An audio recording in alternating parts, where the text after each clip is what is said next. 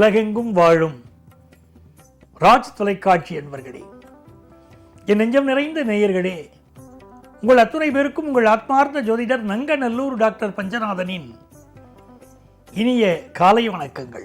எல்லாரும் நல்லா இருக்கீங்களா? இது நம்முடைய இன்றைய ராசி பலன்கள் நிகழ்ச்சி. இந்த நிகழ்ச்சியில் இன்னைக்கு நம்ம பார்க்க போவது ஜனவரி மாதம் 20ஆம் தேதி 2025ஆம் ஆண்டு பலன்கள் பார்க்க போறோம். தமிழ் வருடத்தில் இது விசுவாவசு வருடம். தை மாதம் 6ஆம் நாள் செவ்வாய்க்கிழமை. இன்னைக்கு மத்தியானம் 1:25 வரைக்கும் சந்திர பகவான் திருவோணம் நட்சத்திரத்தில் பயணம் செய்கிறார். பிறகு அவிட்டம் நட்சத்திரத்தில் அனுக்கிரகம் பண்ணுவார்.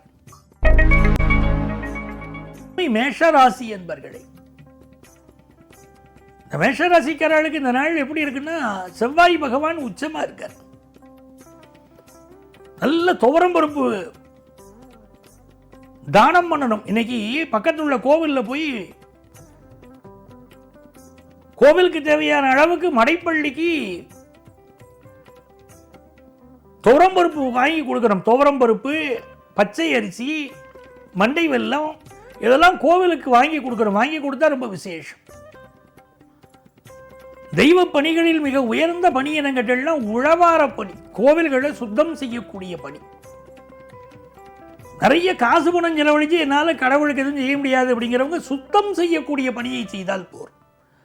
அருகில் உள்ள திருக்கோயிலிலே சுத்தம் செய்யக்கூடிய பணியை யார் ஏற்றுக்கொள்கிறார்களோ உங்கள் வாழ்க்கையில் உள்ள கஷ்டத்தை எல்லாம் இறைவன் துடைப்பான். இதுதான் நியதி.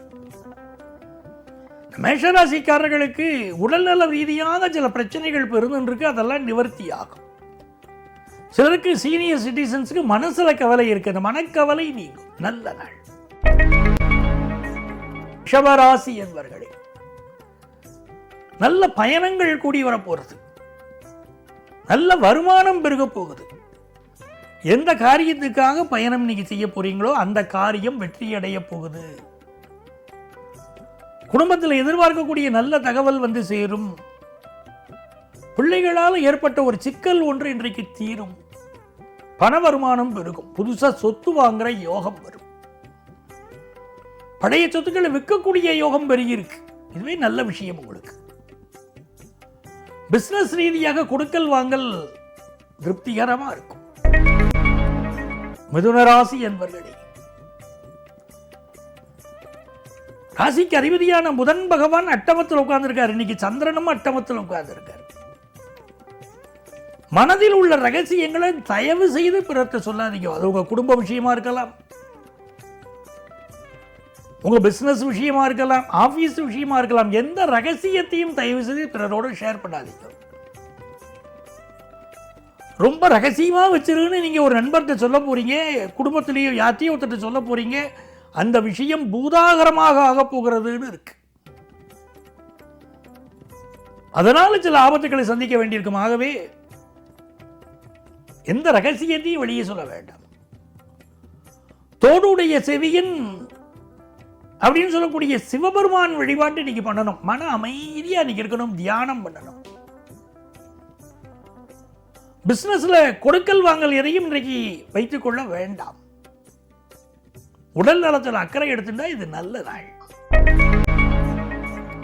கடகராசி என்பர்களே, அதி அற்புதமான ஒரு நாள். 7ஆம் இடத்துல நம்ம ராசிநாதன் சந்திர பகவான் இருக்க இன்னைக்கு விஐபிக்களுடைய தொடர்பு கிடைக்கும். பிசினஸ்ல நல்ல வருமானம் இருக்கும். எந்த ஒரு விஷயத்தையும் ஏற்றுக்கொள்ளக்கூடிய ஒரு பக்குவம் வரும். 7ல் செவ்வாய் உச்சமாக இருக்கிற போது கந்தர் சஷ்டி கவசம் படிக்கணும்.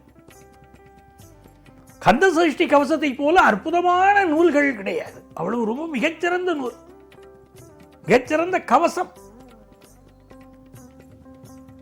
ஒரு அழகான அற்புதமான கவசம் நம்முடைய தமிழ் மொழியிலே இருக்கிறதுங்கிறது எவ்வளவு பெரிய பெருமை நமக்கு. கடகராசிக்காரர்கள் கந்த சஷ்டி கவசத்தை படிப்பதனால் வாழ்க்கையில் உயர்ந்து விளங்கலாம். எல்லா நன்மைகளும் கூடி வரும் நல்ல நாள். சிம்மராசி என்பவர்களே, சிம்மராசிக்காரர்கள்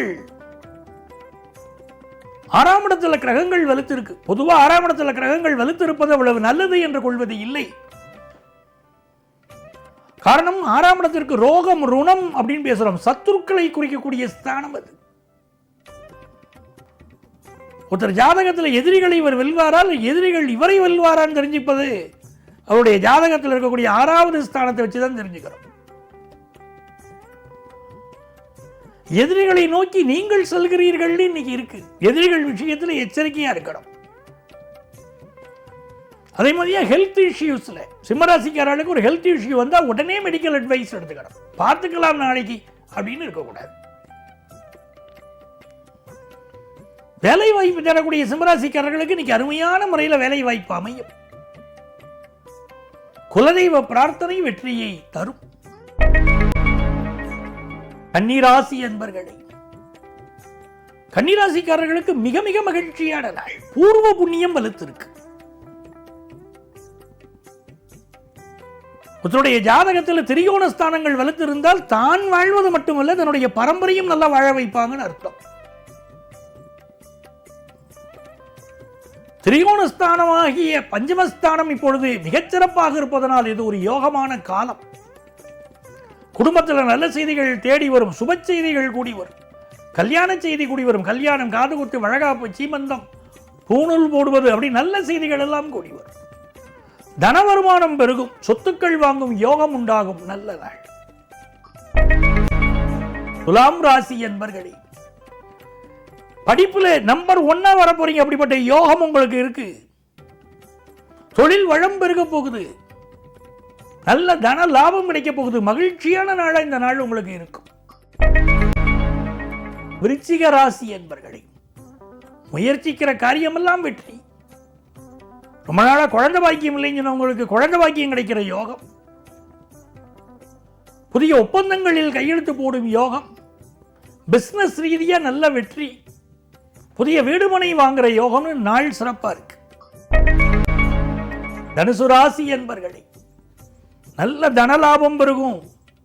குடும்ப சந்தோஷம் பெருகும். கல்யாண செய்தி கூடி வரும். மனமகிழ்ச்சியான ஒரு நாள்.